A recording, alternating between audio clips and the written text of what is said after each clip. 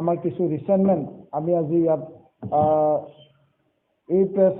মিটৰ যোগেদি আমি আহ্বান জনাব বিচাৰিছোঁ আৰু আটাইবিলাক যিবিলাক 7 দফীয়া যিবিলাক ইছ্যু আছে সেই ইছ্যু আমাৰ বৰ্তমান ছাত্ৰ ছাত্ৰী তেওঁলোকৰ ভৱিষ্যত আৰু এমপ্লয়মেণ্ট যি ৰিক্ৰুইটমেণ্ট পলিচি অসমৰ যি চলি আছে ইয়াৰ ওপৰত মানে হ'ব আৰু ছাত্ৰ ছাত্ৰীৰ ভৱিষ্যত আৰু অসমৰ যোনটো বৰ্তমান ৰিক্ৰুইটমেণ্ট পলিচি ইয়াত যেহেতু সামঞ্জস্য হোৱা নাই বা বড়ো ছাত্ৰ ছাত্ৰী বড়ো মাধ্যমৰ আৰু বড়ো কেণ্ডিডেটবিলাক ডিপ্ৰাইভ হ'ব লগা হৈছে বঞ্চিত হ'ব লগা হৈছে তাৰ কাৰণে আমাৰ যি কনচাৰ্ণ আছে এই কনচাৰ্ণটো আমি ৰাখিব বিচাৰিছোঁ মেইন কথাটো হ'ল যে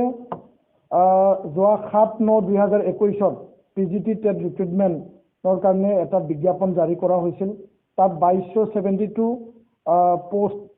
PGT টেটৰ কাৰণে তাত বিজ্ঞাপন কৰা হৈছিল কিন্তু এই 2272 পোষ্ট বড়ো মাধ্যমৰ বা বড়ো কেণ্ডিডেট ছাত্ৰ ছাত্ৰীবিলাকে মানে তাত এপ্লাই কৰিব নোৱাৰিলে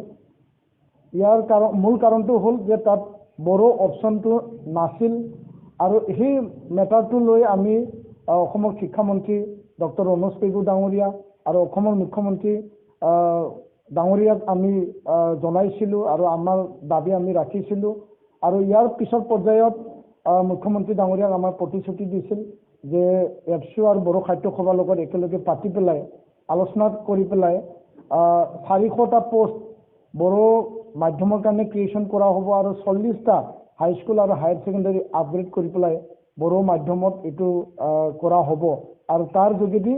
বড়ো মিডিয়ামৰ বা বড়ো কেণ্ডিডেটবিলাক এই সুবিধাটো পাব পাৰিব সেই কথাটো আমাক প্ৰতিশ্ৰুতি দিছিল কিন্তু এতিয়ালৈকে এইটো বাস্তৱত ৰূপায়িত হোৱা নাই 2 নম্বৰ বিষয় আমি 4 লেংগুৱেজ ফৰ্মুলা জাপি পেলাই বৰ্তমান ডিজিটেল যুগ স্কিলৰ যুগ গুণগত শিক্ষা ল'ব লাগে সায়েন্স এণ্ড টেকনলজি আগবাঢ়ি যাব লাগে তেনে এটা পৰিৱেশত আমি আৰু মানে লেংগুৱেজ বাৰ্ডেন ছাত্ৰ ছাত্ৰীক দিয়াটো আমি কেতিয়াও নিবিচাৰোঁ ইয়াৰ কাৰণে আমি চৰকাৰক দাবী জনাইছোঁ যে 3 লেংগুৱেজ ফৰ্মুলা বাহাল ৰাখক আৰু ইয়াৰ যোগেদি অসমৰ যি শিক্ষা ব্যৱস্থা এইটো কণ্টিনিউ হ'ব লাগে নিপুণ ভাৰত এটা নতুন এটা মিছন লৈ পেলাই সমগ্ৰ দেশত চলোৱা হৈছে আৰু অসমৰ সমগ্ৰ শিক্ষা